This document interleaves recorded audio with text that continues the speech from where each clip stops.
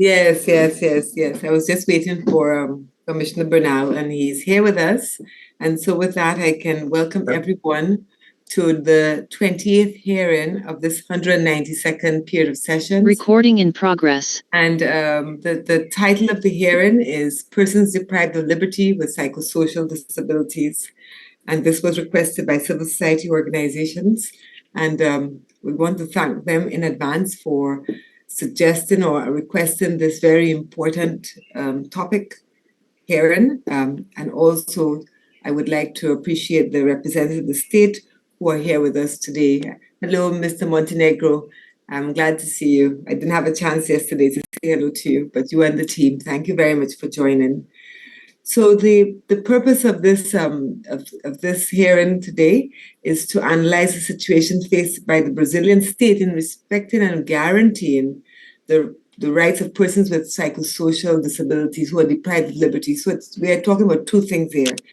Persons who are deprived of liberty, but who are also experiencing psychosocial disabilities, and to examine the inequalities in access to mental health care for people in the criminal justice system. Really very important topic. I want to say before we start that there's no disputing it that we are in this region facing a bit of a significant human rights challenges. The defense and promotion of human rights is facing a situation marked by growing challenges that threaten their guarantee and respect. Despite setbacks, despite difficulties, it is essential for all of us to continue working together with firmness, with resolve, I would say, with solidarity and commitment to advance the construction of a more just and more egalitarian society or societies in the Americas and the Caribbean. As part of this work, we at the Commission continue to move forward with determination, giving visibility and monitoring the situation through this mechanism of public hearings. I would also like to just speak a little bit to accessibility to ensure that this hearing is as inclusive as we can get it in the virtual world. We're asking all participants to begin their presentations by stating their name, their position, and the organization or institution they represent. And already I've made a mistake because I did not say my name, Roberta Clark, and the country rapporteur for Brazil, as well as, of course, a commissioner on the commission. And subsequently, each time you take the floor, we ask you that you repeat your name at the beginning so that the visually impaired can identify who is speaking. And likewise, we remind you that those audiences have Zoom subtitles available. Each person can activate your Zoom subtitle directly from your computer and choose the display size. They are available for those who follow us through all of our channels, I think YouTube, the actual commission website, as well as Facebook. And so with that, I want to just say how we will organize our time. We will give the first 20 minutes to civil society organizations who are here, and they will organize how they're going to spend the time. The clock is on the wall, so please have a look at it. The state will also have 20 minutes, the commission, and it's Commissioner Carlos Bernal, who is also the thematic rapporteur for the rights of people living with disabilities. We'll have 20 minutes alongside any other representatives of the commission who are here with us. I'm not sure if Mr. Javier Palumo is here, but he may be our special rapporteur on economic, social, cultural, and environmental rights. Then, the civil society has another 12 minutes to respond or amplify or add, as does the state, and then we close. So the whole session is 90 minutes long. And with that, I would just ask Commissioner Bernal if he just wants to say anything as the thematic rapporteur as we start, and also to say that Commissioner Ralón is unable to be here with us and he sends his apologies. Commissioner Ralón, is there anything we want to say as we start? Okay. Doesn't seem that way. I'm so sorry, is that my Zoom is not working properly, but no, for me, just begin the hearing, and then I will intervene in the term for the commission. Thank you so much. Thanks, Commissioner Bernal. And so, civil society organizations, over to you. And your 20 minutes starts with the clock on the wall. Obrigado, comissionada Roberta Clark. Agradecemos em nome das organizações e dos especialistas que comparecem a essa audiência. Nós preparamos a audiência e chamaremos um a um para fazer a sua intervenção, mas começaremos com a apresentação de um pequeno vídeo, que é um vídeo daqueles que nós denominamos como sobreviventes, como legitimados, saudando também a participação e a presença dos representantes do Estado, do CNJ e todos que nos acompanham neste momento. Então, pediria que ao meu colega Lucas, advogado, que passasse o vídeo para depois seguirmos na sequência das intervenções, fazendo as suas devidas apresentações, como solicitado.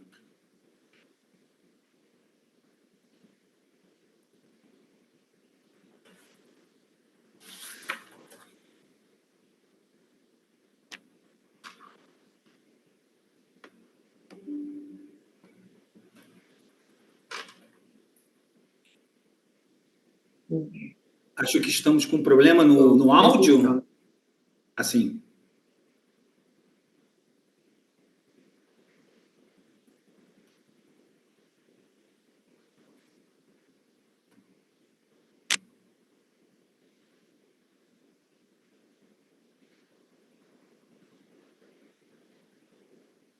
Maybe you should start it again because we're not experiencing any sound.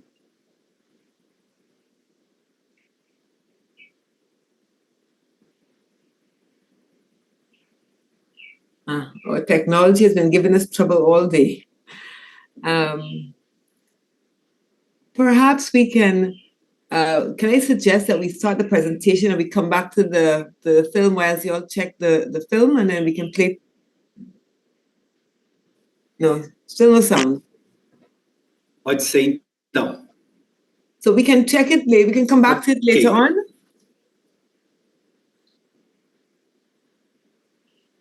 Ok, comissionada, vamos começar as intervenções, então. Então, queria inicialmente convidar a presidenta Ana Paula Freitas Gujó, da ABRASME, Associação Brasileira de Saúde Mental, para a sua intervenção.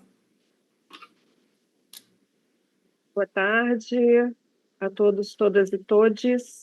Eu saúdo os membros da Comissão Interamericana de Direitos Humanos pelo acolhimento para a recepção da denúncia dessa sessão especial sobre as violações de direitos das pessoas privadas de liberdade com deficiências psicossociais no Brasil e os riscos de agravamento da situação de negligência, de omissão do poder público e de perpetuação das condições desumanas às quais são submetidas as pessoas com transtornos mentais internadas nos manicômios judiciários. Bom, como já apresentado, eu sou presidente da ABRASME, uma entidade fundada há 18 anos, uma entidade da sociedade civil sem fins lucrativos, voltada à defesa dos direitos humanos e das pessoas com deficiências psicossociais. Ela se pauta pelos princípios da reforma psiquiátrica brasileira e agrega majoritariamente entre seus associados trabalhadores, pesquisadores, usuários e familiares do campo antimanicomial. Nós trazemos essa denúncia de violação de direitos humanos dessa população à luz das ameaças de não cumprimento da Resolução 487/2023 do Conselho Nacional de Justiça, que determina o fechamento dos manicômios judiciários e da necessidade de ampliação de políticas consistentes para a efetivação do direito ao cuidado universal e equânime a todas as pessoas com transtornos mentais em conflito com a lei, como orientado pela Constituição Brasileira, pela Convenção Internacional, pelo Direito das Pessoas com Deficiência, que o Brasil é signatário e foi acolhida pela Lei Brasileira de Inclusão, além do marco legal do direito das pessoas com transtornos mentais no país, a Lei 10.216. Eu baseio essa exposição em 3 aspectos. A histórica violação de direitos de pessoas com transtornos mentais em conflito com a lei, reconhecidas pelas instituições do Estado como inimputáveis, e estas deveriam ter como ação do Estado a garantia ao cuidado em saúde mental, de acordo com as diretrizes internacionais e a lei nacional já citada. Assim, pautado em um acesso à saúde universal, equânime, a todos os cidadãos brasileiros. E hoje, apesar de 2 iniciativas exitosas de cuidado em liberdade a essa clientela, com mais de década de existência, em grande parte do território nacional, essas violações se mantêm a partir da internação em manicômios judiciários. O segundo aspecto é a crescente utilização desses manicômios judiciários para uma limpeza social, aqui podemos dizer como higienismo social, respaldada principalmente no perfil socioeconômico e racial mencionados por estudos que serão posteriormente citados. Além disto, o recente aumento do diagnóstico de uso de drogas, chegando em alguns HCTPs, manicômios judiciários, como o Franco da Rocha em São Paulo, a ter mais de 60% do total de internos com este diagnóstico. Essa situação nos traz a possível utilização do encarceramento de pessoas com transtornos mentais sob esse diagnóstico como estratégia de controle desta população específica. Além disto, a invisibilidade dessa população internada em manicômios judiciários se reflete pelo escasso número de estudos sobre essa clientela. O primeiro censo aconteceu em 2013. E o segundo apenas foi publicado no segundo semestre de 2024, um estudo promovido pelo Conselho Nacional de Justiça, Pessoas com Transtornos Mentais em Conflito com a Lei no Brasil, Itinerários Jurídicos e Portas de Saída. Entre esses 2 estudos, foi realizada a primeira inspeção de manicômios judiciários no país em 2015, há quase 10 anos, organizada pelo Conselho Federal de Psicologia e Ministério Público Federal dos Direitos dos Cidadãos. Os links foram enviados no memorial. Nesse sentido, registros fotográficos e numéricos foram trazidos a público, mas destacamos que até a publicação da Resolução CNJ 487, em 2023, esta situação se manteve inalterada. É importante destacar que se mantém um paradoxo entre um processo pungente da Política Nacional de Saúde Mental, álcool e outras drogas no âmbito geral do cuidado em saúde mental e uma intocada política que contemple ações voltadas a extinguir o asilamento em manicômios judiciários até a data que citei acima. É de responsabilidade do Ministério da Justiça os presídios e manicômios judiciários, sendo as equipes de saúde dos manicômios judiciários garantidas pelo sistema penal e o Ministério da Saúde através de ações descentralizadas, dando suporte com equipes de avaliação e acompanhamento que articulam a justiça criminal com as redes de atenção psicossocial, socioassistenciais e família. Na Política Nacional de Saúde Mental brasileira, as redes de atenção têm os CAPs como orientador do sistema. São equipamentos de cuidado territoriais, multiprofissionais. São os principais ordenadores, mas também contemplam essas redes leitos em hospitais gerais e residenciais terapêuticos. É importante ressaltar, como já mencionado no memorial, que no início da década de 90 até os dias atuais, estas redes foram ampliadas em paralelo ao fechamento de leitos em hospitais psiquiátricos. Se em 2001 haviam 52.962 leitos, em 2023, 11.592 dados do Ministério da Saúde.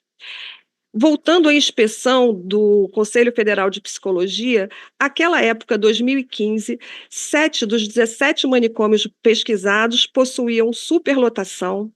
Só 17% deles, dos casos, cumpriam o prazo de periodicidade para exame de cessação de periculosidade. Havia dispensação inadequada de medicamento em 59% dos casos e também 59% dos totais de instituições visitadas possuíam locais de contenção e isolamento. Estes dados, públicos há mais de 10 anos, demonstram o paradoxo entre os contextos das 2 políticas. Em relação ao higienismo mencionado, eu gostaria de trazer que na análise dos processos de internação e desinternação entre 2018 e 2023, esses dados da última pesquisa, tínhamos sobre pessoas, 1.498 pessoas, sobretudo homens solteiros, negros, entre 30 e 49 anos e sem filhos.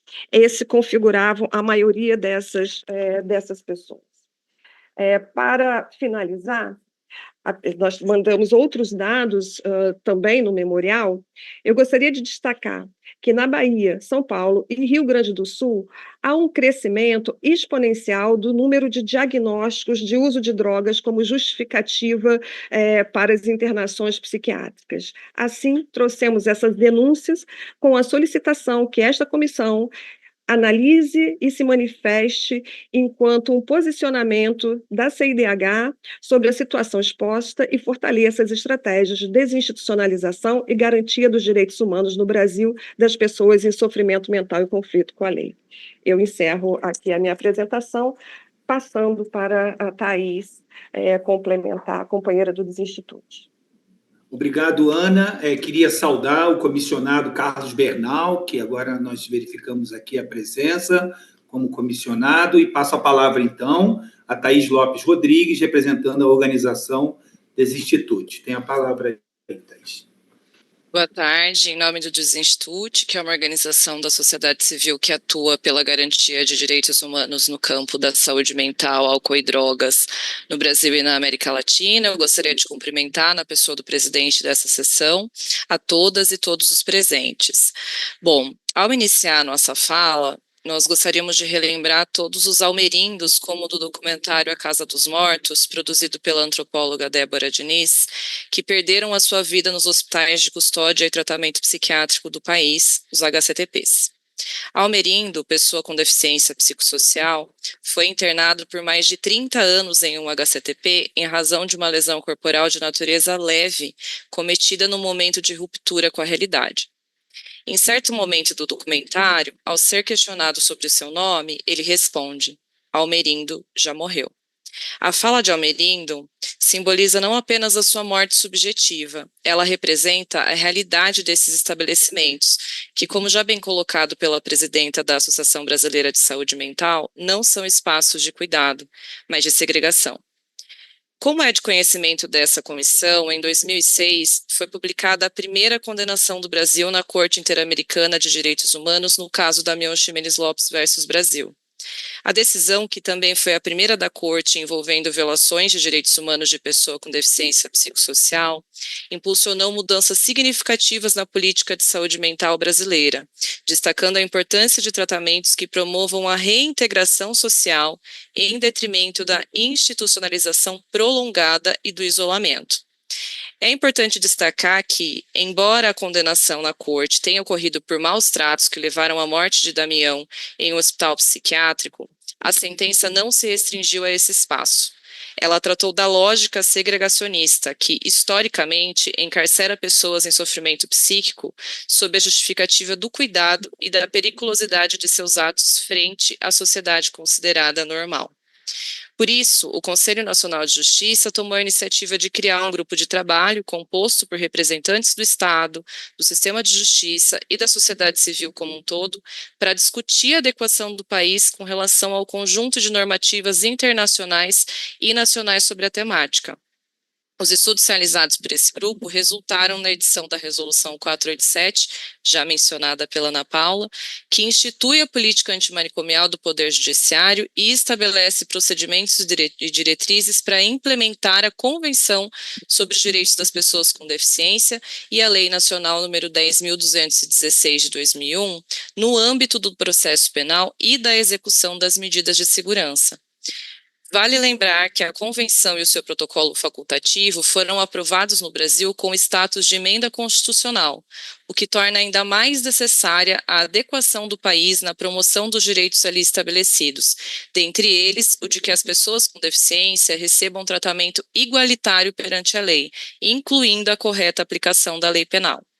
Não foi por outro motivo que essa comissão, no informe anual à Assembleia Geral da OEA, de 2023, considerou que a edição da Resolução 487 constitui um avanço brasileiro no cumprimento das recomendações do Sistema Interamericano de Direitos Humanos.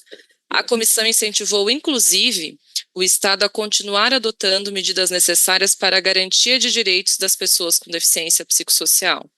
Acontece que, como reação a uma das diretrizes da Resolução 487, que dispõe sobre o fechamento dos hospitais de custódia do país, inúmeros atores propuseram ações perante a Suprema Corte Brasileira, alegando a inconstitucionalidade de todos os seus dispositivos. Tratam-se das ações diretas de constitucionalidade número 7389, 7454 e 7566 e da ação de descumprimento de preceito fundamental número 1076. Além disso, membros do Poder Legislativo brasileiro editaram o projeto de lei número 1637-A de 2019, que propõe a alteração da Lei número 10.216 de 2001 e do Código Penal para que as pessoas em sofrimento psíquico sejam ainda mais penalizadas e continuem privadas de liberdade em HCTPs ou em instituições similares por prazo indeterminado. O projeto ele foi aprovado na Câmara dos Deputados no fim de 2004 e seguirá para votação do Senado a qualquer tempo. Ou seja, nesse momento, a temática está sendo debatida a nível nacional, com grave e real ameaça de retrocesso jurídico e social no que diz respeito aos direitos de pessoas com deficiência psicossocial em conflito com a lei. Isso porque, se a resolução for considerada inconstitucional e o projeto de lei for aprovado, retornaremos a um paradigma ultrapassado e prejudicial, que associa a saúde mental à criminalização e à exclusão social, remontando ao século XIX e à escola positiva de César Lombroso. Vale lembrar que a Corte Interamericana, desde o caso Acevedo Buendia e outros versus Peru, tem entendido que os Estados-partes têm o dever concreto e constante de avançar de forma mais séria e eficaz possível rumo à plena efetividade dos direitos econômicos, sociais e culturais, impondo-se a obrigação de não regressividade desses direitos. No caso específico do direito à saúde, igual decisão foi tomada pela Corte no caso Poblete, Vilches e outros versus Chile. Portanto, a manutenção e o fortalecimento da Resolução 487 do CNJ são imperativos éticos e jurídicos que demandam uma ação firme e contínua de todos os agentes públicos, inclusive os que integram o sistema de justiça, pois, como o próprio trecho da sentença no caso Damião Ximenes Lopes versus Brasil menciona, abre aspas, a obrigação de garantir os direitos humanos consagrados na Convenção não se esgota na existência de uma ordem normativa destinada a tornar possível o cumprimento dessa obrigação, mas compreende a necessidade de uma conduta governamental que assegure a existência, na realidade, de uma eficaz garantia do livre e pleno exercício dos direitos humanos. Eu encerro aqui minha fala. Agradecendo o espaço. Obrigado, Thaís. Passamos à exibição do vídeo para encerramento da nossa primeira intervenção. Lucas.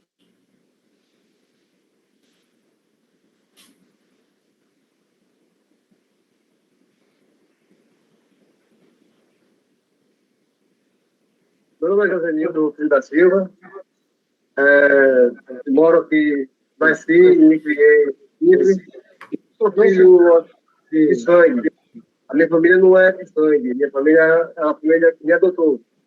Com o passar do tempo, os meus irmãos separou, cada um foi para o seu lado, e eu passei um período aqui nas ruas de Recife. Então, eu, quando comecei a trabalhar, me envolvi com gente que era dependente químico. No caso, eu tinha que ser como é que era a droga. Eu fui preso no dia 10, um dia antes do Dia das Mães. Ó, você não vai ficar aqui. Você vai para uma clínica. E seu problema não é esse. O seu problema não é problema de cadeia, o seu problema é psicológico. Então, no dia 10 e no dia 15, em 2015, eu fui para o CNP. Eles me levaram para lá dizendo que eu ia fazer um exame. Eu ia fazer um exame psicológico.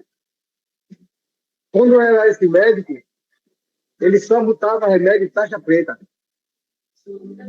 Tipo, remédio que não era para ser para gente, que era para ir tomar, que não era passado pelo médico. Ele mandava tudo ao contrário. Remédio que era para ir tomar, ele não mandava. Ele mandava taxa preta. A gente apanhava, tinha muita gente que apanhava, lá dentro dos médicos, que os médicos pagavam para os presos bater na gente, para tomar aquele remédio. Eles pediam a gente para a gente ficar calado, para ficar calado, para eles verem nada. E era diariamente. E principalmente quando estava perto de visita. Tipo, preso que tinha visita, muitos iam dopado. Dopado mesmo. Sem ter condições nenhuma. Sabe por quê? Era para não dizer nada à nossa família o que realmente estava acontecendo. Que a gente morreram, que a gente sendo roubado pela polícia. As comidas que a gente ganhava, que era para dar para a gente, não vinha, era tudo saqueado. Era a gente indo para o quarto, para um quartinho que tinha, que era um quarto chamado de castigo. A gente ficava sem água, a gente ficava sem alimento, a gente ficava sem tomar banho de sol, a gente não saía para ter atendimento. Esses 5 anos que eu passei lá dentro, eu vi o próprio inferno lá dentro. Então, isso ainda eu ainda carrego nas minhas costas ainda, uma parte ainda do CNP ainda, de pessoas que eu deixei lá dentro, e eu acredito que não deve estar mais vivo mais. Eu acho que não está mais vivo. Êxitos da tese com referência à carta de vísceras. Vísceras é a imagem que me vem à mente, que escolhi para preservar a intimidade do internado, que me entregou esta dentre diversas outras cartas, durante o atendimento jurídico na Defensoria Pública. Assim também escreveu para tê-las durante o encontro Caminhos da Desinstitucionalização.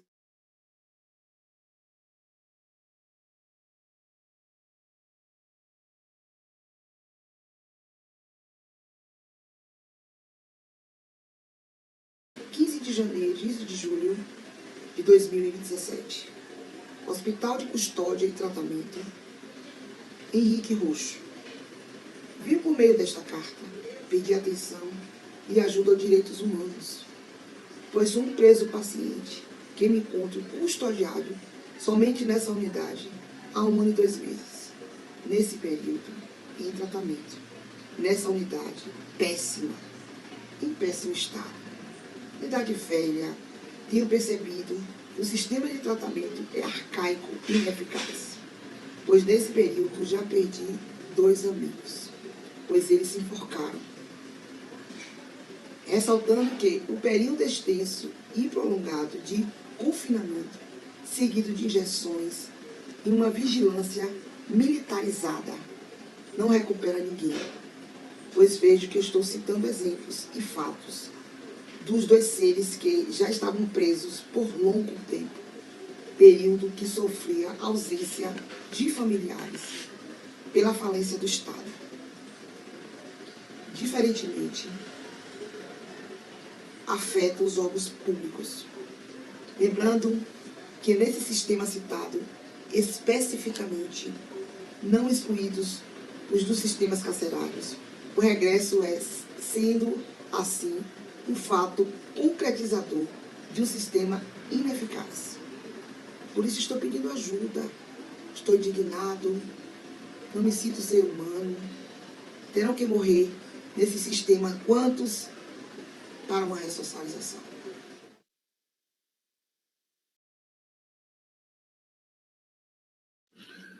Com essa intervenção, então, terminamos a nossa primeira parte da sociedade civil e aí devolvo a palavra à comissionada Roberta Clark, né, e seguimos à disposição.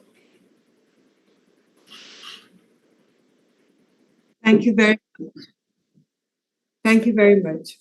We will have some questions for you, but before we get to that, as the Commission, I invite the state, Mr. Montenegro and his team to make their presentation, and you also have 20 minutes. Thank you very much.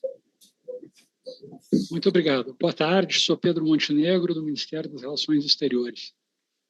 Agradeço à comissão e às organizações da sociedade civil aqui representadas pela realização desta audiência, que permite ao Estado brasileiro reafirmar seu compromisso com os direitos humanos. As posições aqui adotadas decorrem, em grande parte, da ratificação pelo Brasil da Convenção sobre os Direitos das Pessoas com Deficiência, que é um importante marco para uma agenda de ampliação de direitos na saúde mental e para as pessoas com deficiência psicossocial em todo o mundo. Como ressaltado aqui pelas organizações da sociedade civil, no Brasil essa convenção foi internalizada com status de emenda constitucional. Ela implicou um reforço nos marcos legais nacionais, como a Lei 10.216 de 2001, e demonstra uma inequívoca escolha de que a reforma psiquiátrica e o fim das práticas e espaços asilares representam no Brasil uma política de Estado. Vários órgãos contribuíram para essa apresentação e a delegação brasileira está composta pelos Ministérios das Relações Exteriores, dos Direitos Humanos e da Cidadania, da Saúde, da Justiça e Segurança Pública, do Desenvolvimento Social, pela Advocacia Geral da União e pelo Conselho Nacional de Justiça. Eu passo a palavra ao juiz Jonatas Andrade, juiz auxiliar da presidência do Conselho Nacional de Justiça. Obrigado, Pedro. Uma boa tarde a todos e a todas. A primeira condenação do Estado brasileiro pela Corte Interamericana de Direitos Humanos versou sobre um caso de prática de maus tratos, negligência e morte de pessoa com transtorno mental ou deficiência psicossocial. Trata-se da sentença do caso Ximenes Lopes versus Brasil, já mencionada nesta sessão, que deixou um legado ao país sobre a responsabilidade estatal na prestação de serviços de saúde mental. Na etapa de cumprimento desta sentença e por sugestão do Conselho Nacional de Justiça, o CNJ, foi criado o grupo de trabalho Ximenes Lopes versus Brasil. Como resultado desse grupo de trabalho, foi editada a resolução CNJ número 487, também aqui já referida, que institui a política antimanicomial do Poder Judiciário e estabelece procedimentos e diretrizes para implementar a Convenção Internacional dos Direitos das Pessoas com Deficiência e a Lei número 10.216/2001 no âmbito do processo penal e da execução das medidas de segurança. A Resolução 487 estabelece como princípios e diretrizes, entre outros, o direito à saúde integral, privilegiando-se o cuidado em ambiente terapêutico, em estabelecimentos de saúde de caráter não asilar, pelos meios menos invasivos possíveis. São vedados os métodos de contenção física, mecânica ou farmacológica desproporcionais ou prolongada, bem como a excessiva medicalização, o impedimento de acesso a tratamento ou medicação, o isolamento compulsório, o alojamento em ambiente impróprio e eletroconvulsoterapia, em desacordo com os protocolos médicos e as normativas de direitos humanos. Indica-se a internação quando fundada exclusivamente em razões clínicas de saúde, privilegiando-se a avaliação multiprofissional de cada caso pelo período estritamente necessário à estabilização do quadro de saúde e apenas quando os recursos extra-hospitalares se mostrarem insuficientes, vedada a internação em instituição de caráter asilar, como os hospitais de custódia e tratamento psiquiátrico, HCTPs, e estabelecimentos congêneres, como os hospitais psiquiátricos. Desde a implementação da política antimanicomial, em fevereiro de 2023, até abril de 2024, mais de 1.400 pessoas foram desinstitucionalizadas e tiveram seus tratamentos redirecionados para o Sistema Único de Saúde, o SUS, sem impacto negativo ou ônus para a segurança pública nos territórios envolvidos. Desse total de pessoas desinstitucionalizadas, 80% retornaram ao convívio familiar e comunitário, com o devido suporte de acompanhamento ambulatorial, segundo informações fornecidas pelos 27 tribunais de justiça dos Estados Federados Brasileiros. Segundo o painel de dados do Conselho Nacional de Justiça, foram identificadas 4 unidades da Federação com interdição total dos HCTPs e instituições similares, além de 14 estados com interdição parcial, nos quais já não são permitidas novas internações. O país tem se organizado para implementar a política a partir da instituição de comitês estaduais interinstitucionais de monitoramento da política antimanicomial, no âmbito do Poder Judiciário, os CEIMPAS, órgão previsto na Resolução CNJ 487. O país também conta com as EAPs DESINST, que são equipes de avaliação e acompanhamento de medidas terapêuticas aplicáveis à pessoa com transtorno mental em conflito com a lei. Instituídas no SUS desde 2014, essas equipes conectam o Poder Judiciário e o Ministério da Saúde e atuam no âmbito da Rede de Atenção Psicossocial, SAPS. Destaca-se nesse sentido o caso do Ceará, local em que se encontrava a clínica que custodiava Damião Ximenes Lopes e que foi o primeiro estado a cumprir integralmente a Resolução 487.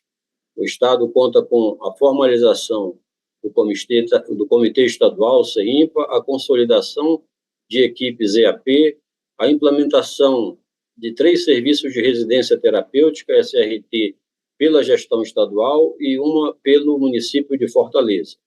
Em outubro de 2024, foi realizada a interdição total do Instituto Psiquiátrico Governador Estênio Gomes, com o devido encaminhamento das pessoas desinstitucionalizadas para o convívio familiar ou serviço de residência terapêutica.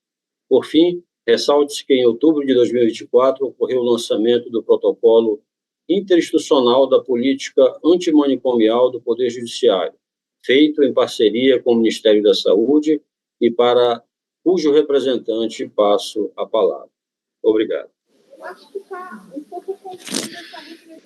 Boa tarde a todas as pessoas aqui presentes. Eu sou João Mendes de Lima Júnior, da Coordenação Geral de Desinstitucionalização e Direitos Humanos, Departamento de Saúde Mental, Ministério da Saúde. Inicialmente, gostaria de saudar todas as pessoas aqui presentes, especialmente a presidência dessa audiência. Os fundamentos que guiam a política de saúde mental no âmbito do Ministério da Saúde são os direitos humanos, a desinstitucionalização e o cuidado em liberdade para pessoas com sofrimento mental, incluindo também as pessoas em conflito com a lei. Desde o início da atual gestão, em 2023, o Ministério da Saúde retomou e trouxe para o centro da nossa agenda o compromisso com a reforma psiquiátrica brasileira, iniciada há pelo menos 4 décadas atrás. Nesse sentido, desde o lançamento, desde a publicação da Resolução 487, o Ministério da Saúde inicia uma articulação com o Conselho Nacional de Justiça e ainda no ano de 2023, ano de publicação dessa resolução, o Ministério da Saúde assinou o protocolo de intenção, já mencionado aqui, que institui a política antimanicomial do Poder Judiciário.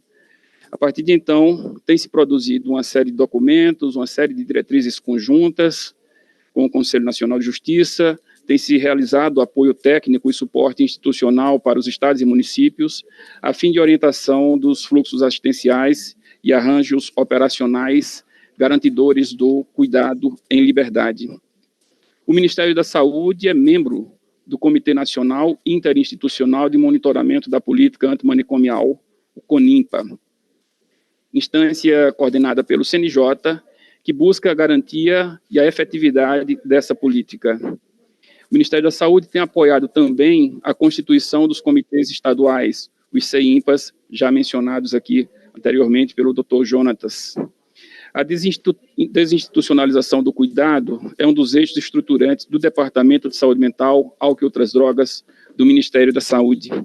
O Brasil tem, atualmente, uma das maiores redes de saúde mental do mundo.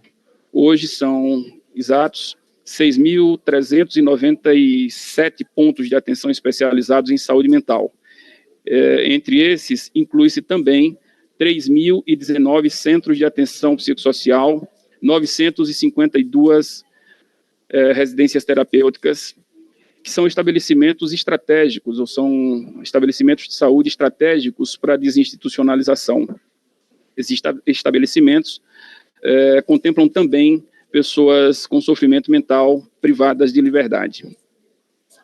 Mesmo com a rede robusta, como anunciada anteriormente, o Ministério da Saúde continua expandindo e fortalecendo todas as políticas de saúde para que haja ampliação do acesso aos serviços básicos da atenção primária, assim como aos serviços especializados, sobretudo os serviços especializados em saúde mental. Entre 23 e 24 foram habilitados cerca de 600 novos serviços de saúde mental para aumentar nossa capacidade de oferta. Ainda nessa perspectiva de reforçar e fortalecer o cuidado em saúde mental, foi iniciado um amplo processo de educação permanente para todos os trabalhadores da rede especializada, com o intuito de qualificar o cuidado em saúde, com foco em saúde mental, com atenção especial para pessoas egressas dos hospitais de custódia e tratamento. Nos próximos meses, provavelmente agora em maio, vai ser iniciada uma atividade de educação permanente para 42 mil trabalhadores da nossa rede de saúde mental, cuja pretensão é reforçar o cuidado em liberdade. Todos os trabalhadores e trabalhadoras de serviços especializados da rede de atenção psicossocial deverão participar desse ciclo de formação que se inicia agora esse ano. Com essas e outras iniciativas, o Ministério da Saúde reafirma seu irredutível compromisso com a garantia dos direitos humanos, com a desinstitucionalização, com o cuidado em liberdade, com a reforma psiquiátrica brasileira e com a sociedade sem manicômios e sem hospitais de custódia e tratamento.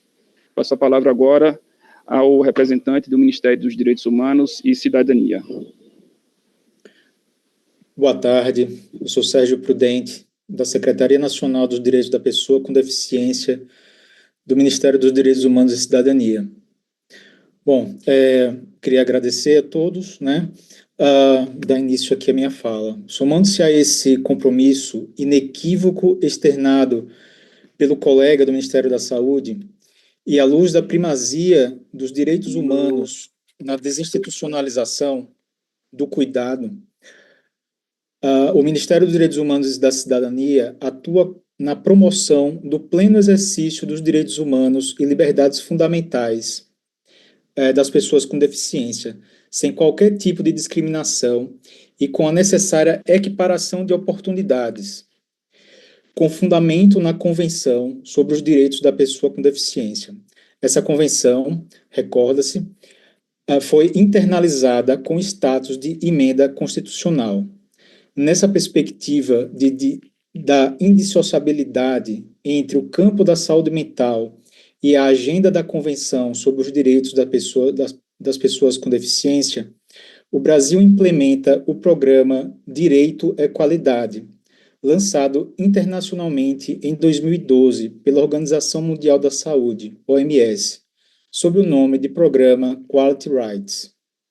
O programa objetiva fornecer aos países ferramentas para avaliação de estabelecimentos na busca pela implementação dos melhores padrões disponíveis em direitos humanos e saúde mental.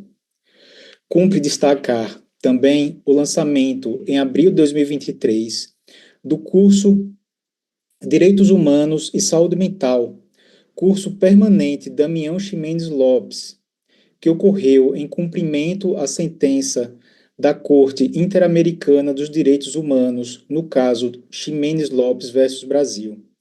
Essa importante iniciativa, coordenada pelo Ministério dos Direitos Humanos e da Cidadania, em parceria com a Escola Nacional de Administração Pública, ENAP, já conta com cerca de 51.788 matrículas, com vagas gratuitas e ilimitadas, sendo o quarto curso com maior quantidade de matrículas no Programa Nacional de Educação Continuada dos Direitos Humanos.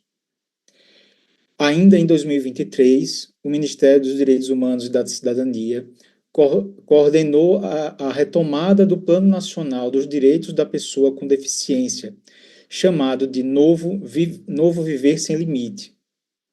Iniciativa elaborada pela participação de 27 ministérios. Apresenta um conjunto de 95 iniciativas na primeira fase do plano e com um orçamento de 6,5 bilhões de reais até 2026, divididos em 4 eixos. Dentre as iniciativas que estão em andamento e possuem relação direta com a situação das pessoas com deficiência psicossocial, destacamos aqui a elaboração do protocolo de atendimento e encaminhamento de denúncias de violação de direitos de pessoas com deficiência e implementação de uma Câmara Técnica de Políticas Públicas de Deficiências Psicossociais.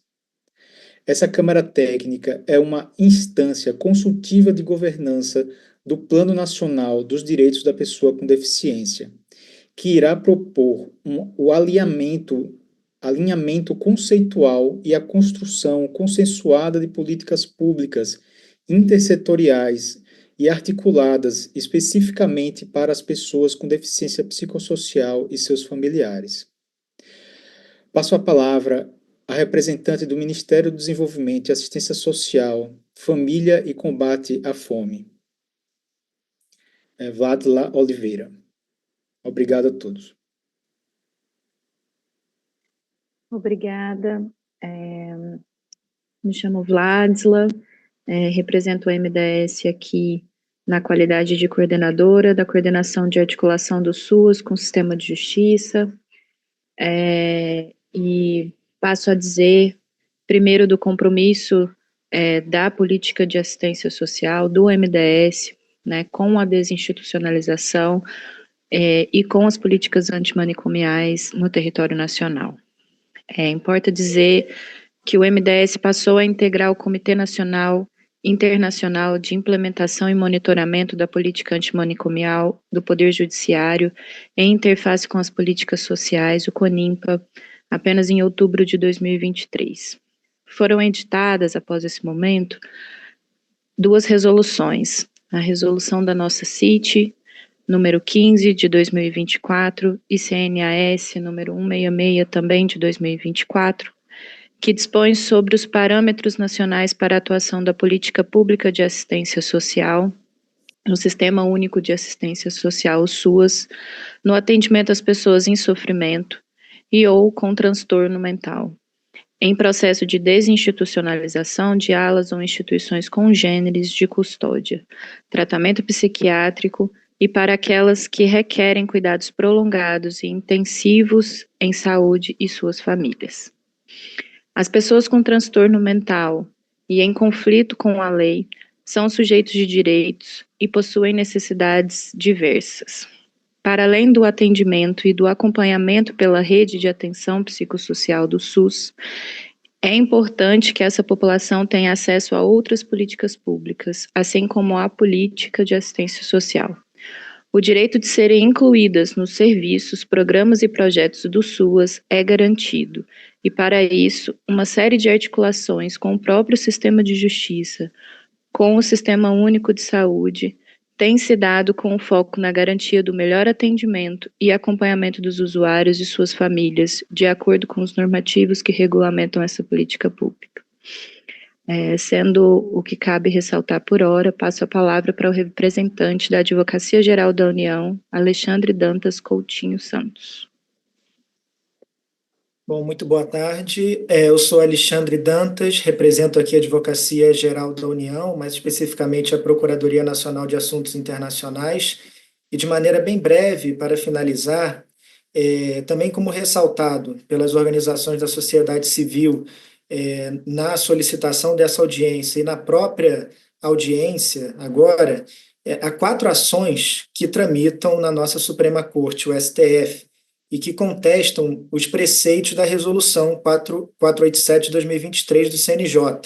Já foram mencionadas aqui as ações diretas de inconstitucionalidade números 7389, 7454, 7566, que tiveram seu julgamento suspenso em 10 de outubro de 2024, de maneira recente, e a DPF número 1076, na qual foi rejeitada a liminar contra a constitucionalidade daquela resolução. Esse processo foi incluído em pauta para julgamento em conjunto com as outras ADIs. A Advocacia Geral da União está acompanhando o andamento dessas ações e atuando regularmente na defesa das posições do Estado aqui reafirmadas, nos termos do artigo 103, parágrafo 3º da Constituição, na defesa do ato normativo impugnado. Nesse sentido, a AGU apresentou manifestações e memoriais buscando rebater os argumentos relativos às alegações de inconstitucionalidade formal e material daquela resolução. Então, em defesa da resolução do CNJ. Nesses processos, é reafirmado o compromisso do Estado brasileiro com políticas públicas que cumpram os preceitos e diretrizes estabelecidos nacional e internacionalmente a respeito da luta antimanicomial e da desinstitucionalização das pessoas com transtornos mentais. Então, a Delegação do Estado brasileiro está à disposição, né, para aprofundar essas e outras questões nessa audiência. Muito obrigado.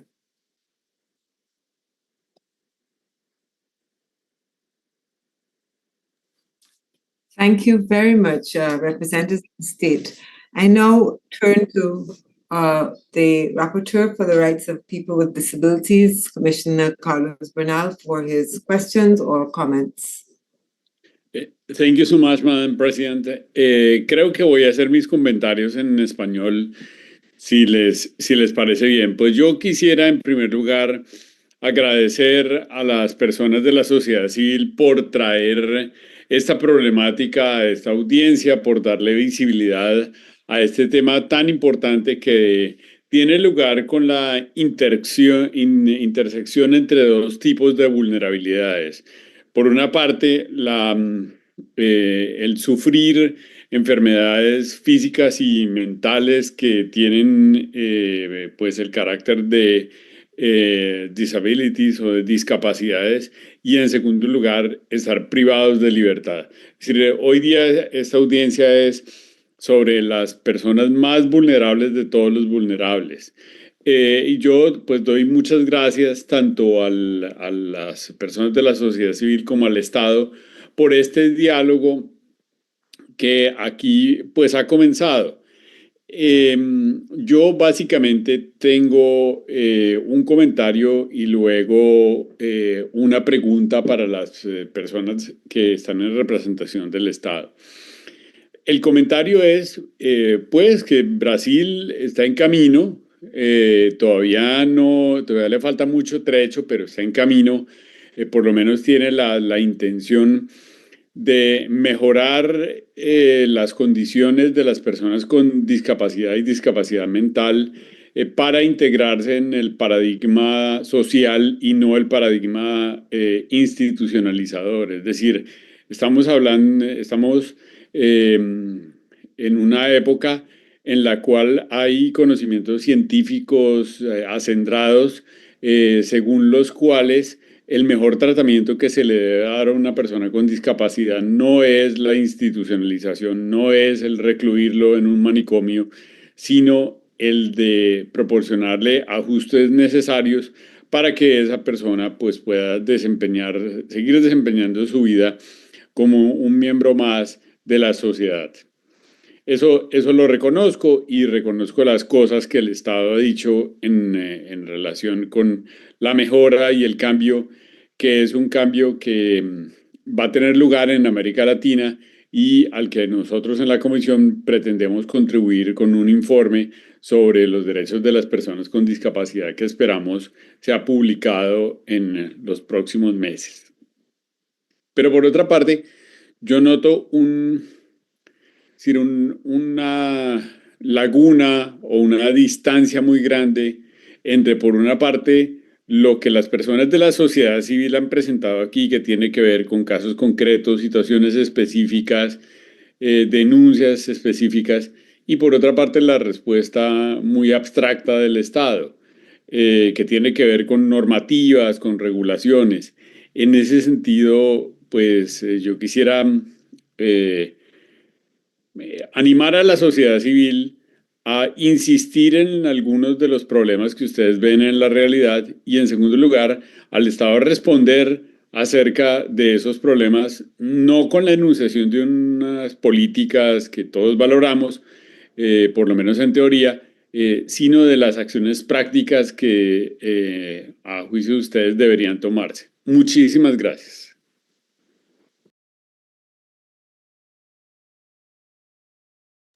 Thank you very much, Commissioner Bernal. Is there anyone else who wishes to ask any question? Please go ahead, Deputy Executive Secretary Maria Claudia Peludo.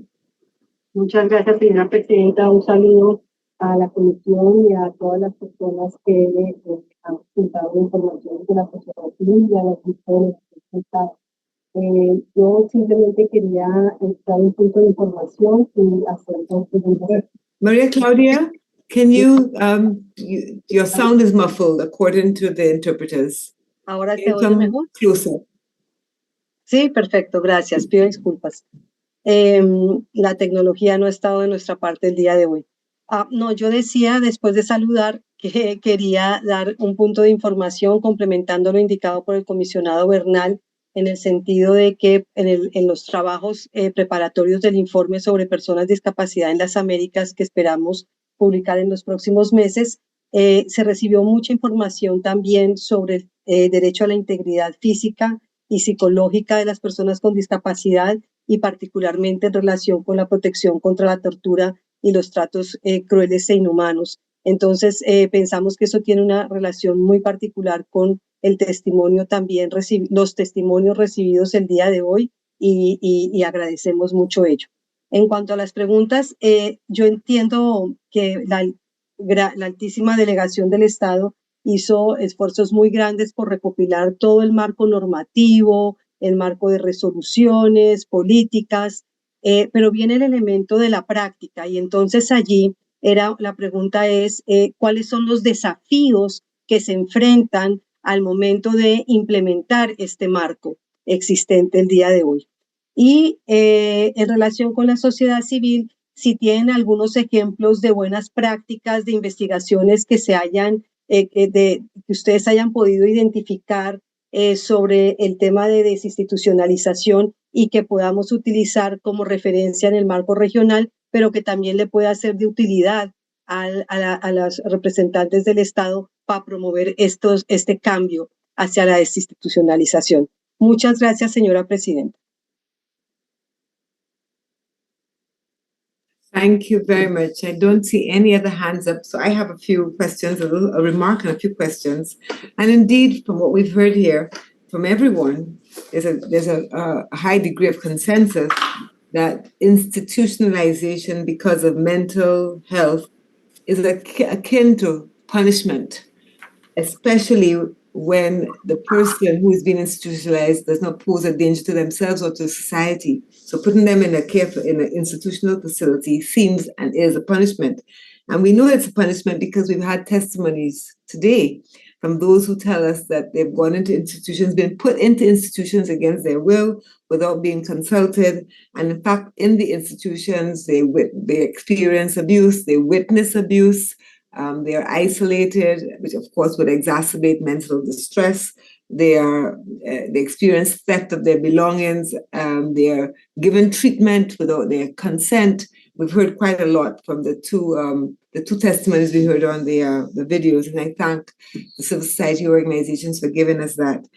So it's encouraging to hear about the anti-asylum policy of the federal state, and under that policy, the number of people who have been de-institutionalized and the number of institutions that have been closed down. So that's really encouraging. What I want to, and it's also in keeping with the UN guidelines on deinstitutionalization, as well as with the jurisprudence coming out of the Commission's merit reports and the decisions of the Inter-American Court. I want to ask a few questions based on what I've heard this afternoon. So in relation to, we've heard about institutions where there are abusive practices, and I want to ask whether or not there's an investigation of care facilities, whether there's a routine, what is the oversight of institutional facilities, and when allegations of abuse are made, what are the investigative procedures or protocols to look into that? Also, does the anti-asylum policy, I understand it's a federal anti-asylum policy. What authority does the federal government have to impose that policy on state governments? And if they don't have that authority, do state governments also similarly have anti-asylum policies, and how many such policies exist in Brazil? Also, because we're talking about deinstitutionalization, we're trying to think about putting people who are experiencing mental health issues back into the community setting, back into family settings, into a caring space.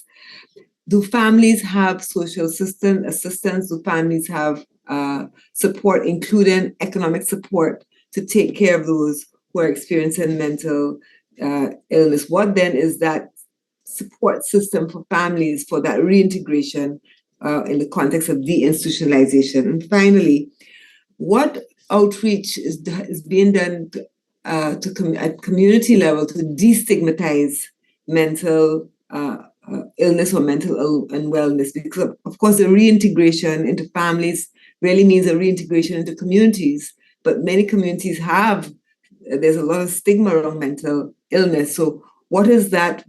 Is there a policy or a program of outreach to destigmatize and to build an understanding, and also therefore the socio-emotional, I would say, growth of communities for this reintegration? So those are my questions. A lot of questions for civil society and for the state. And so with that, I turn back over to civil society. We actually have quite a bit of time, but we didn't use all of our time. And how much time is that? Let me just go back to my notes. That is, I think, 12 minutes. 12 minutes. So let's say 14 minutes for civil society and 14 minutes for the state. Can we start the clock at 14 minutes, please? Thank you. Please go ahead. Yes. Ok, a comissionada Roberta Clark, as perguntas estão anotadas, algumas certamente serão objeto de um informe complementar que nos comprometemos em encaminhar para a comissão a respeito de questões muito detalhadas, inclusive sobre as boas práticas, em especial, mas nesse momento eu gostaria de passar a palavra à defensora pública Patrícia Fonseca Carlos Magno de Oliveira, que fará as suas considerações e também tentando abordar algumas respostas. Patrícia?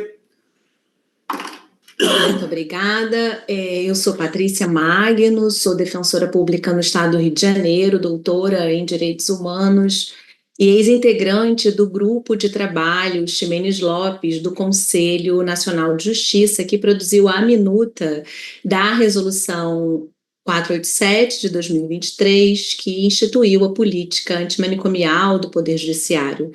Meus cumprimentos a todas as pessoas presentes, na pessoa dos comissionados Roberta Clark e Carlos Bernal. Nesta audiência temática, tratamos de pessoas em situação de vulnerabilidade pela privação da liberdade em razão da prática de um ato análogo ao crime e pela deficiência psicossocial. Pessoas que muitas vezes também estão enredadas pela situação de pobreza e no alvo do racismo estrutural que escreve a história da formação político-social no Brasil. Essa audiência, senhoras e senhores, tem a potência de retirar dos porões do sistema de justiça criminal aquelas pessoas que ostentam estigmas superpostos e às quais tem sido negado o direito à saúde mental sem discriminação, em razão da deficiência psicossocial. Essa honorável comissão tem a possibilidade de reafirmar o direito ao reconhecimento da personalidade jurídica das pessoas com deficiência psicossocial, porque sim, são pessoas humanas, titulares de direitos humanos internacionalmente reconhecidos e que o Estado brasileiro, no exercício de sua soberania, aceitou cumprir de boa fé. Dentre esses direitos, destacamos o direito ao mais alto nível possível de saúde sem discriminação por motivos de deficiência, que não pode ser negado às pessoas que entraram em conflito com a lei penal. Se para todas as pessoas no Brasil o modelo de atenção psicossocial é o modelo do cuidado em liberdade ou em meio comunitário, não pode ser a seleção pelo aparato punitivo do Estado aquilo que determina a discriminação para umas, o cuidado em liberdade, e para outras, a internação em instituições com condições asilares, administradas pelo sistema de justiça criminal por prazo indefinido que não guarde relação com as condições clínicas da pessoa e, muitas vezes, uma prisão perpétua. O modelo social de deficiência não pode ser afastado porque se verificou a prática de ato análogo a crime pela pessoa com deficiência psicossocial. Essa honorável comissão pode impedir o retrocesso, que esse retrocesso ocorra no Brasil. Nessa audiência, e eu ingresso nas perguntas, as falas da sociedade civil e do Estado parecem uníssonas. Contudo, o Estado brasileiro se divide em Estado administração, Estado legislativo e Estado juiz. No âmbito do Poder Judiciário interno, aqui temos de novamente mencionar as ações de controle de constitucionalidade em trâmite no Supremo Tribunal Federal. Há sério risco de a decisão do plano interno não respeitar os estándares ditados pelo sistema interamericano que precisam reger o controle de convencionalidade.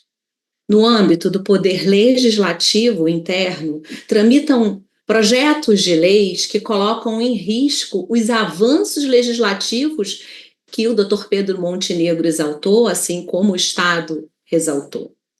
Além disso, há uma imensa distância entre a normativa e a prática, como destacou o comissionado Carlos Bernal, e conforme os questionamentos da comissionada Roberta Clark. O paradigma institucionalizador ainda não foi substituído pelo paradigma do modelo social. Ainda há muito trabalho a ser implementado.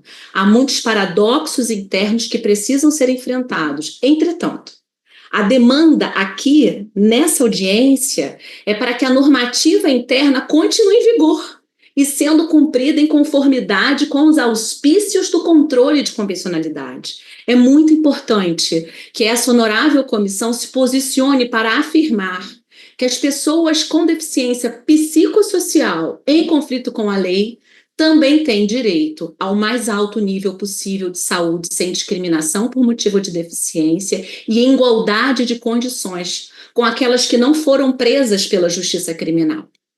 O conteúdo exigível do artigo 24 em relação com o artigo 26 da Convenção Americana de Direitos Humanos precisa ser interpretado em conformidade com o artigo 25 da Convenção Internacional de Direitos da Pessoa com Deficiência, documento também ratificado pelo Brasil, tudo em conformidade com o artigo 29 da Comissão Americana, da Convenção Americana de Direitos Humanos. Agradeço a oportunidade e devolvo a palavra para o Dr. Carlos Nicodemos. Obrigado, Patrícia. Imediatamente passo a palavra para a professora Ludmila Cerqueira Correia, que é do Grupo de Pesquisa e Extensão Loucura e Cidadania da Universidade Federal da Paraíba. Professora Ludmila.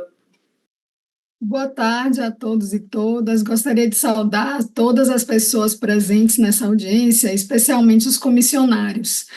Meu nome é Ludmila Correia, eu sou advogada, professora, pesquisadora e extensionista na Universidade Federal da Paraíba, onde coordeno o grupo de pesquisa e extensão Loucura e Cidadania, que tem atuado nos últimos 13 anos na defesa de direitos humanos das pessoas com deficiência psicossocial, notadamente aquelas pessoas que estão em conflito com a lei.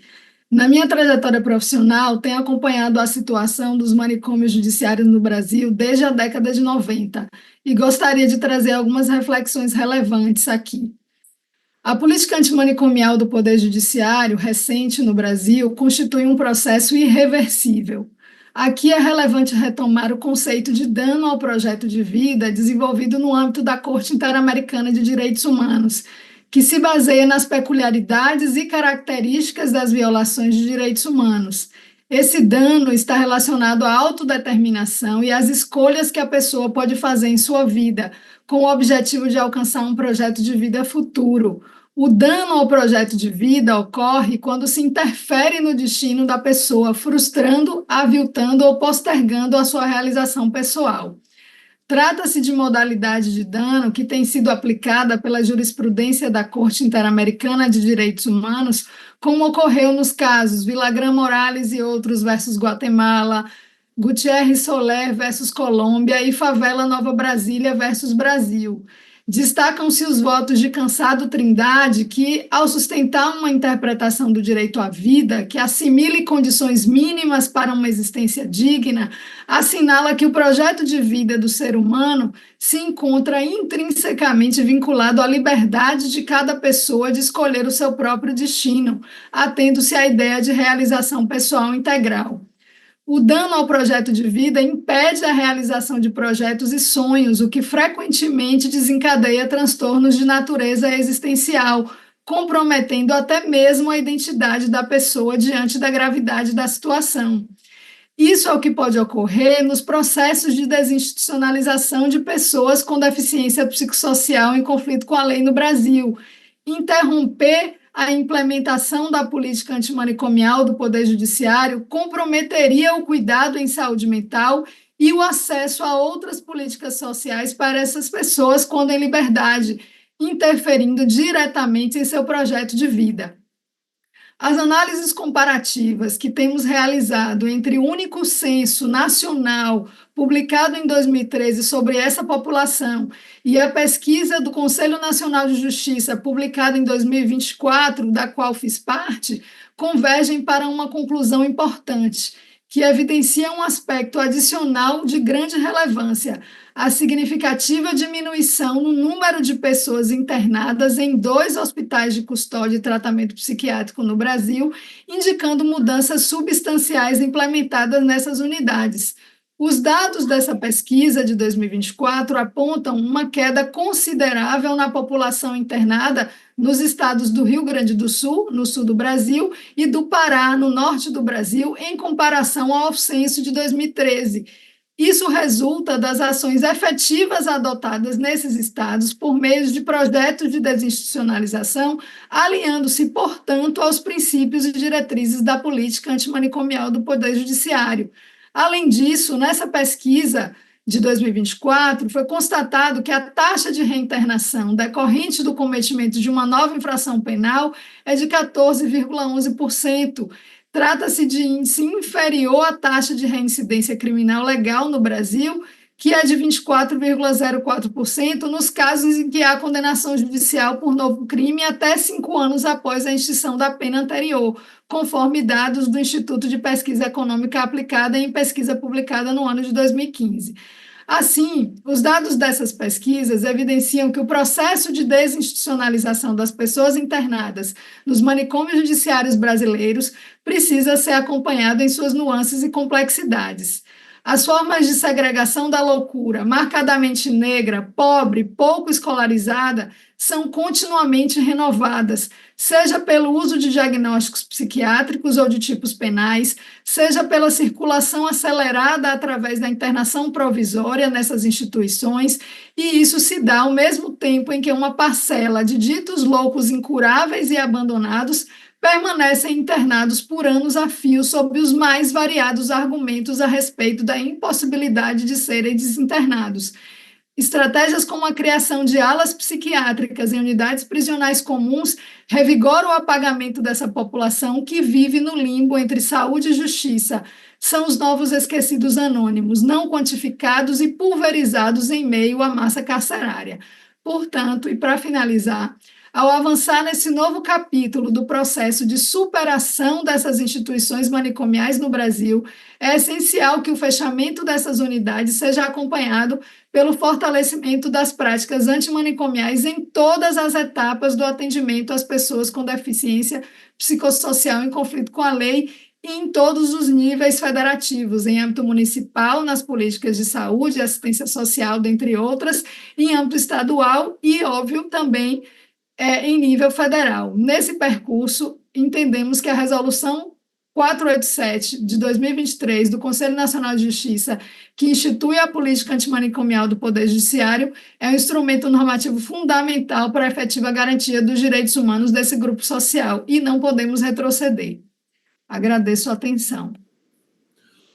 Muito obrigado, professora Ludmila. Passo a palavra agora ao advogado Lucas Arnaud para fazer o fechamento da intervenção da sociedade civil. Lucas. Como conclusão, as organizações solicitantes respeitosamente solicitam a esta ilustre Comissão Interamericana de Direitos Humanos que, primeiro, reitere seu pronunciamento anterior no sentido de que, abro aspas, valoriza que a resolução número 487 de 2023 representa um passo significativo em direção a uma justiça mais inclusiva, pois se concentra no tratamento adequado das pessoas com transtornos mentais ou deficiências psicossociais durante a detenção. Fecho aspas. Segundo, indica que a política antimanicomial do Poder Judiciário é uma estratégia de realização do direito humano à saúde mental das pessoas em situação de particular vulnerabilidade, utilizando os compromissos assumidos pelo Brasil ao ratificar a Convenção Internacional de Direitos das Pessoas com Deficiência como parâmetro interpretativo do direito humano à integridade psicofísica, presente no artigo 5º da Convenção Americana, e ressaltando que a privação de liberdade da pessoa em conflito com a lei penal em razão da sua deficiência, sob argumento de tratamento, na realidade produz segregação e constitui ato discriminatório, violando o artigo 24 da Convenção Americana e o direito à saúde, contido no artigo 26 da Convenção Americana, aos artigos 1.1 e 2º. Terceiro, reitere que a produção de normas internas ou de práticas em desconformidade com os compromissos internacionalmente assumidos pelo Estado brasileiro são, em si, uma forma de violação da Convenção Americana. Quarto, reafirme a importância do fortalecimento das redes de atenção psicossocial e a consolidação de ações intersetoriais que possibilitem o acesso igualitário à saúde e aos cuidados em saúde mental comunitários, além da garantia de efetiva inclusão social dessa população. Quinto, por último, que em conformidade com as determinações realizadas pela Corte Interamericana no caso de Ximenes Lopes, recomende a urgência da qualificação nacional de trabalhadores do campo da saúde mental e daqueles do âmbito do Poder Judiciário sobre a condição de pessoas portadoras de deficiência psicossocial ou transtornos mentais em conflito com a lei, sobre as práticas de cuidado comunitários preconizadas pela Organização Mundial da Saúde. Encerrando, agradeço pela atenção de todas e todos. Muito obrigado. Muito obrigado, comissionada Roberta Clark, Carlos Bernal também, comissionado Carlos Bernal, agradecemos a atenção, essas são as considerações da sociedade civil, se colocando à disposição para responder outras perguntas e também encaminhar um informe complementar a respeito do tema.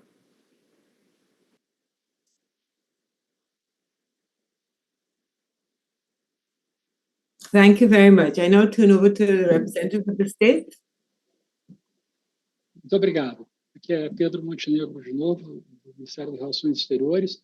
Eu agradeço a pergunta dos comissários, agradeço os comentários também das organizações da sociedade civil, com as quais, como foi comentado aqui, nós estamos na mesma linha de pensamento. Então, essa participação nossa permite que nós reafirmemos o nosso compromisso com a política antimanicomial. Sabemos que temos de fortalecer essa política, mas é muito bom saber que estamos todos trabalhando na mesma direção. Nesse sentido, eu gostaria de passar a palavra para o Ministério da Saúde, para o Ministério do Desenvolvimento Social e para o Conselho Nacional de Justiça. Muito obrigado. Mais uma vez, agradeço a oportunidade da interlocução. São vários questionamentos apresentados aqui, vou tentar responder alguns deles, mas inicialmente acho que é importante marcar a posição ou reiterar a posição, como já havia informado anteriormente, a reforma psiquiátrica e o compromisso com os direitos humanos fazem parte da nossa concepção do modelo da atenção psicossocial no Brasil. A reforma psiquiátrica é uma política no Estado brasileiro. E, nesse sentido, desde a publicização da Resolução 487, os diferentes ministérios aqui presentes têm feito um importante esforço para dar cumprimento ao tema, uma agenda que precisava receber esse impulso, esse holofote, de fato. Em relação ao questionamento sobre o fortalecimento, as ações do Estado brasileiro em relação às unidades federativas, o governo federal tem feito um esforço e aqui preciso reconhecer toda a relevância do Comitê Interinstitucional, conduzido muito sensivelmente pelo Conselho Nacional de Justiça, que tem não só monitorado, mas tem apoiado, inclusive, os processos de desinstitucionalização em cada uma das unidades federativas. Para além disso, o Ministério da Saúde tem uma eu diria, bem estruturada política de desinstitucionalização, que implica em apoio desde direcionamento de fluxos de cuidado para redes, serviços comunitários da nossa rede de atenção psicossocial, que inclui também uma preocupação com a moradia, por isso que citamos anteriormente os serviços residenciais terapêuticos, que envolve também um programa, todos do país sabem disso, que garante um auxílio econômico para as pessoas que estão em processo de desinstitucionalização, então tem um auxílio financeiro para que haja a devida inclusão, também com garantia de oportunidade econômica, que é o programa De Volta para Casa. Ou seja, há um conjunto de ações que já existiam e que vem ganhando corpo, que vem ganhando, inclusive, reforço orçamentário para que se estenda também aos egressos dos hospitais de custódia. Isso envolve as ações de desinstitucionalização, as ações de apoio às famílias. Na sequência, a representante do Ministério do Desenvolvimento Social e Família falará também mais extensamente sobre isso. A propósito, toda a nossa política de saúde mental, ela envolve não só as pessoas usuárias, mas também os familiares. Entendemos que é uma condição sine qua non dessa nossa política. Por fim, sobre a questão do apoio ainda, tentando responder ao provocação sobre o apoio do ente federal aos estados, o Ministério da Saúde, e aqui falo também em nome dos demais ministérios, tem feito um conjunto de ações. Aqui eu citaria, foi falado de forma muito rápida, as equipes de avaliação e acompanhamento a pessoas com transtorno mental em conflito com a lei, as EAPs. Hoje nós temos 29 EAPs em funcionamento no país. A nossa pretensão é que esse número se estenda a 54 equipes até o final desse ano, e essas equipes estão diretamente instaladas em cada um dos estados, cada uma das unidades federativas do país. Essa é uma ação de interlocução direta entre o ente federal e os estados que compõem o país. Por fim, reiterar, mais uma vez, o irredutível compromisso com a reorientação do modelo, entendendo que, em que pese ações em outros poderes da União, como foi citado aqui, principalmente em relação ao Parlamento, a posição do Ministério da Saúde é de continuar a defesa por uma sociedade sem manicômios, por uma sociedade sem hospitais de custódia, pelo cuidado em liberdade, pela desinstitucionalização. Obrigada, João. Gostaria de saudar a todos. Eu sou Daniela Jenkins, também represento o Ministério do Desenvolvimento Social. Fazer aqui umas pontuações a respeito do apoio às famílias das pessoas que estão nesse processo de desinstitucionalização. Então, a política de assistência social, ela está organizada no Brasil sob a forma de um sistema público, descentralizado, participativo, não contributivo, que se chama Sistema Único de Assistência Social. Ele é responsável pela gestão de programas, serviços, projetos e benefícios em todo o território nacional. Em relação à questão das pessoas com transtorno mental em conflito com a lei, elas são sujeitos, são beneficiários da política de assistência social, e cabe à política de assistência atuar intersetorialmente, considerando as competências de forma integrada à política de saúde e ao sistema de justiça para a inclusão social e a proteção mais efetiva desse público. Por isso, entre as ações que a gente tem desenvolvido estão prover serviços, programas, projetos e benefícios socioassistenciais e também inclusão em programas de transferência de renda das famílias, das pessoas e das suas famílias, considerando principalmente a questão da vulnerabilidade socioassistencial a partir do momento que essas pessoas estão desinstitucionalizadas. Além disso, a gente também procede com a inclusão e atualização dos dados da pessoa e da família no cadastro único para acesso a programas e benefícios sociais do governo federal. Promovemos o direito à convivência familiar e comunitária a partir do desenvolvimento do trabalho social, com ênfase na reconstrução dos projetos de vida e no fortalecimento dos vínculos familiares e comunitários. E, além disso, também realizamos os encaminhamentos às demais políticas públicas, considerando as necessidades dos indivíduos e das famílias. Além disso, a gente também fomenta o atendimento integrado em rede com as demais políticas públicas, então aqui é importante salientar que a assistência social e saúde, elas caminham juntas, porque quando a pessoa é desinstitucionalizada, a assistência dá todo esse apoio para a família, para o indivíduo nessa reconstrução da sua condição socioeconômica, e a saúde entra com toda a questão do tratamento e acompanhamento, né? Então, a gente tem uma atuação bastante conjunta nesse apoio às famílias e às pessoas que estão no processo de desinstitucionalização. É isso. Obrigada. Bem, boa tarde novamente. Jonatas Andrade, do Conselho Nacional de Justiça. Me parece que aqui nos cabe tecer algumas considerações sobre a fiscalização e investigação das práticas abusivas, né, tortura, maus-tratos e demais.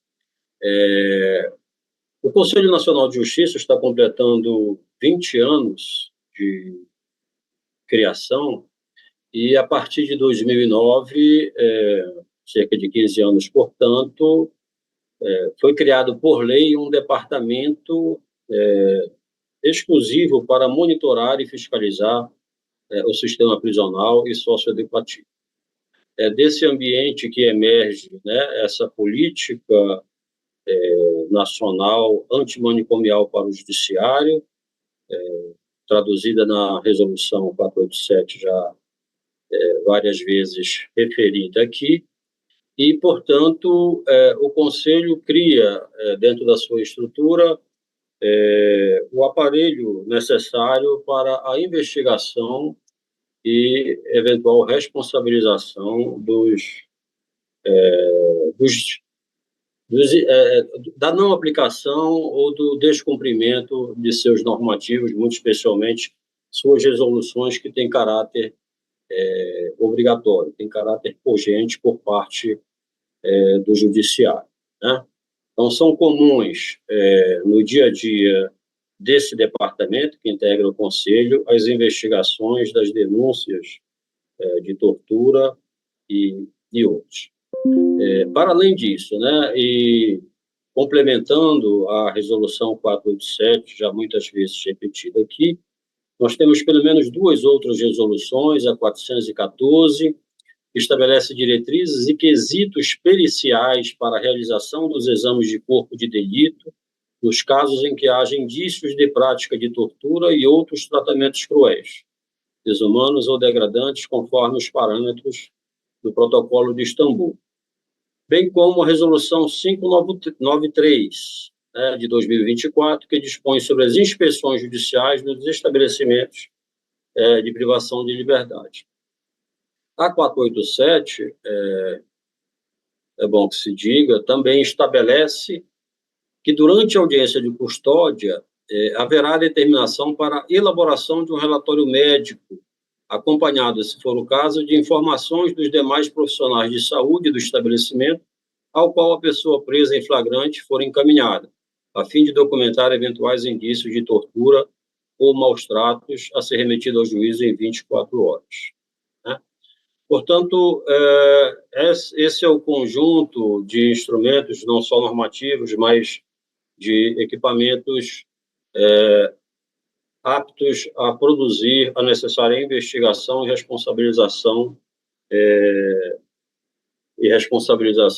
dessas eventuais práticas abusivas. Muito obrigado, Pedro Montenegro, novamente. Então, e antes de terminar, eu só gostaria de ressaltar que o Ministério dos Direitos Humanos e da Cidadania tem articulado, criado e fortalecido também mecanismos para monitorar os locais de privação de liberdade. e esses mecanismos têm uma atenção especial para a Resolução 487 do CNJ e para a política antimanicomial. Por fim, eu ressalto ainda que, com relação às ações que tramitam no Supremo Tribunal Federal, a Advocacia Geral da União está atenta ao assunto e está atuando nesses casos de acordo com as diretrizes aqui mencionadas. Então, agradeço a todos. O Estado encerra a sua apresentação.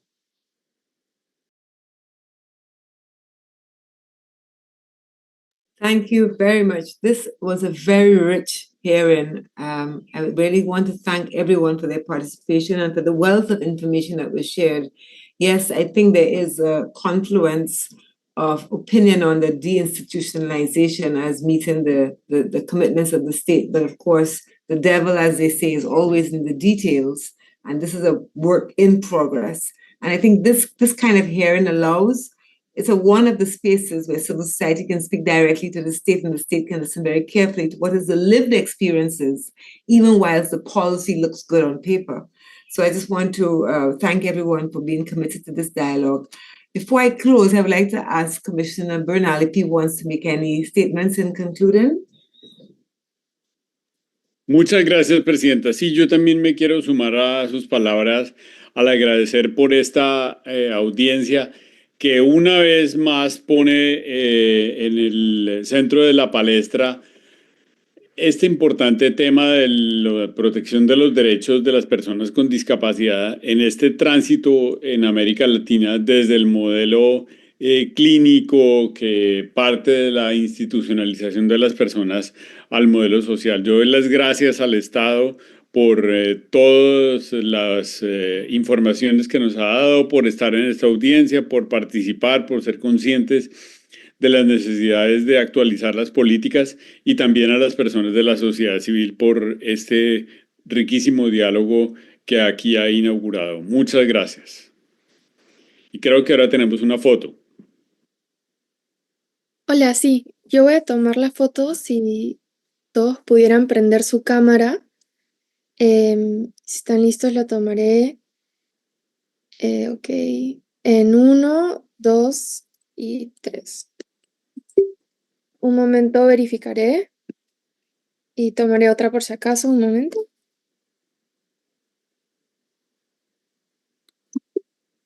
Perfecto, muchas gracias. Thank you. Good afternoon, everyone.